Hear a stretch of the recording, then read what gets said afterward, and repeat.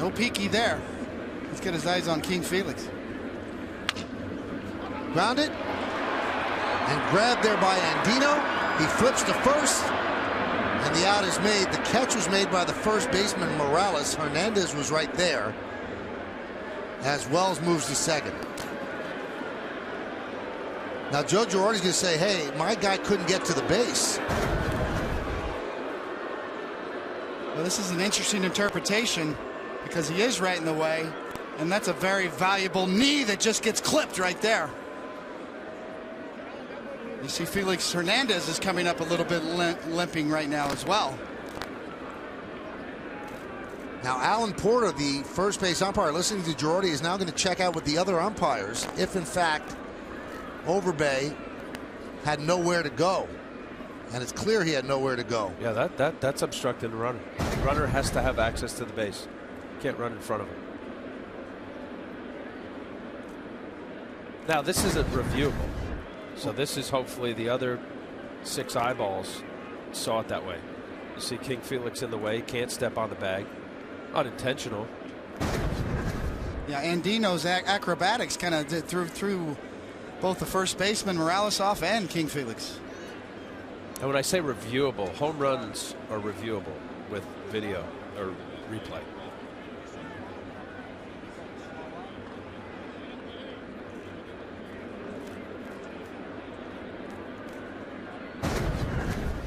Take another look. There's Hernandez right in the way. Now, is there interpretation that he would have been out? Does that factor in? Well, I'm sure it probably does. As you see, it still comes down to a judgment call. Now, this might be a good thing for the Yankees, as Jerry Lane is calling Eric Wedge over.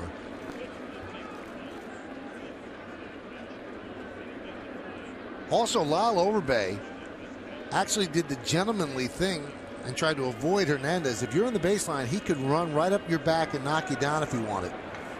And it looks like they are going to call interference there because Wedge is angry.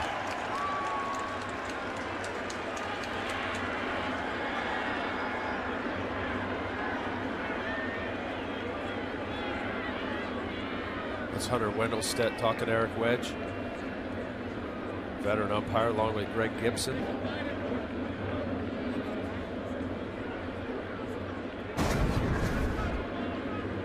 Well, Eric Wedge is going to probably lose this one because all 4 umpires got together to talk about it, and that is the definition of obstruction.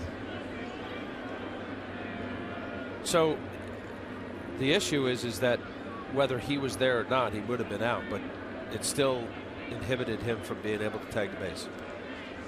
You could always make the argument, Al, that the reason that he was out at first is he slowed down because the guy was in the baseline. So you can't really say, well, he would have been out. He likely would have been out. Yep.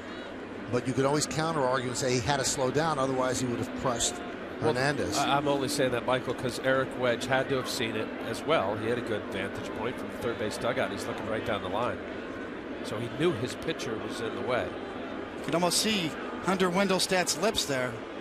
He was in front of the base, in the baseline. Don't need a lip reader for that.